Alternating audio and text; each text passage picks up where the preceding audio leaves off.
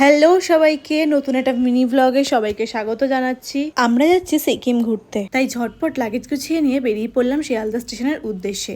আর গিয়ে দেখি সবাই অলরেডি চলে এসছে, আমাদেরই যেতে একটু লেট হয়েছিল। আমরা গেছিলাম টোটাল 8 জন, যদিও এখানে 6জনকেই দেখতে পারবে, কারণ বাকি 2জন ট্রেনের ভেতরে আমাদের সবার লাগেজ ভাড়া দিচ্ছিল। ট্রেন ছেড়ে দিতেই ডিনার সারলাম রুটি, চিকেন, পনির আর মিষ্টি দিয়ে, যেগুলো সবাই বাড়ির থেকে নিয়ে গেছিলাম। রাতে ট্রেন থাকলে ডিনার করেই যাওয়া যায়, কিন্তু সবাই মিলে একসাথে আড্ডা দিতে দিতে খাওয়ার সুযোগটা মিস করতে চাইলাম না। ডিনারের শেষে বার্থডে সেলিব্রেট করে শুয়ে পড়লাম তাড়াতাড়ি, কারণ পরের দিন সকালে ভোরবেলা উঠতে হবে। তো এত সকালে মনে হয় বাড়িতেও উঠি না, ঘুরতে যাচ্ছি বলে কথা, এক্সাইটমেন্টে কি আর ঘুম হয়? সকাল সকাল ঘুম ভাঙায় ভালোই হলো, বাইরের মনোরম দৃশ্যগুলো বেশ খানিকক্ষণ উপভোগ করলাম। বাঙালির সকাল যেটা ছাড়া অসম্পূর্ণ সেটা হলো গরম গরম চা, আর আমার হাতেও চলে এলো 1 কাপ গরম চা, আর যেটা নিয়ে আমি ডুব দিলাম পুনরায় প্রাকৃতিক সৌন্দর্য উপভোগে। আমরা 8ই মে রাত 11টা 20 পদাতিক এক্সপ্রেসে চেপে পরদিন সকালে 9টা 25 এনজিপি স্টেশনে পৌঁছাই। তো সিকিমে আমরা 0 পয়েন্ট, নাথুলা পাস আর কোথায় কোথায় ঘুরলাম তার সমস্ত রকমের ইনফরমেশন আসতে চলেছে পরের ভিডিওগুলোতে, তার জন্য অবশ্যই আমাকে ফলো করে নিও। আর তোমরা রিসেন্ট কে কে সিকিম ঘুরতে গেছো সেটা আমাকে কমেন্টে জানাতে ভুলো না কিন্তু। তো চলো, দেখা হচ্ছে পরবর্তী পার্টে, ততক্ষণের জন্য সবাইকে টাটা।